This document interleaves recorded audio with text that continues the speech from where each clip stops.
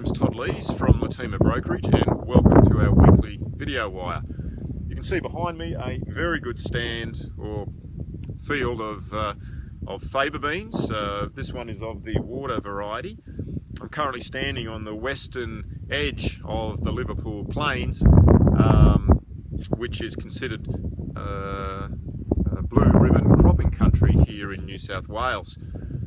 This stand here was planted in early May and should be coming off being harvested, or will be getting harvested in late October or early November. Yield potential is pretty good at the moment, standing about 2.5 tonne or 3 tonne to the hectare. I was fortunate enough to attend the Pulse conference in Tamworth over the last few days, pretty much from more a technical perspective, where papers were presented on the latest plant breeding developments, but also improved disease control measures and even farming systems which can assist improve yields and control disease. One of the major talking points, particularly during the breaks of the sessions, or the breaks in the sessions at the conference, revolved around the amount of rain that this part of the world has received in the past 3 weeks. Upwards of 100 millimetres of rain has been received between here and southern Queensland, which in some areas might be beneficial, but for low-lying areas with flat paddocks, where the drainage is not as good as some of these fields that have quite good gradients, the concern is with waterlogging, particularly in the Desi chickpeas, where total crop failure can occur, but also the amount of disease that may be generated because of excessive wet moisture profiles. Those diseases like Botrytis, grey mould, Ascochyta and Phytophthora.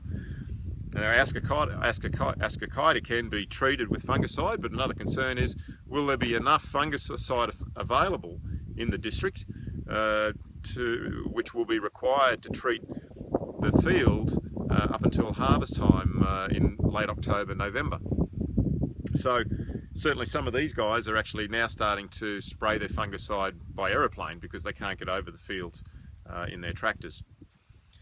So this concern, of course, has led to speculation as to how much of particularly the Desi chickpea crop is going to be reduced.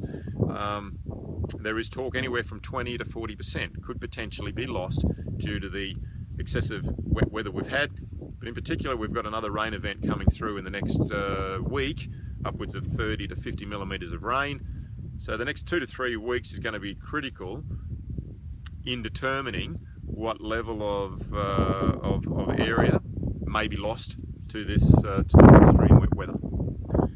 Understandably, local prices have increased over the past week, upwards of $100. So as an equivalent, that equates to a replacement value that would be equivalent to about $805 landed India.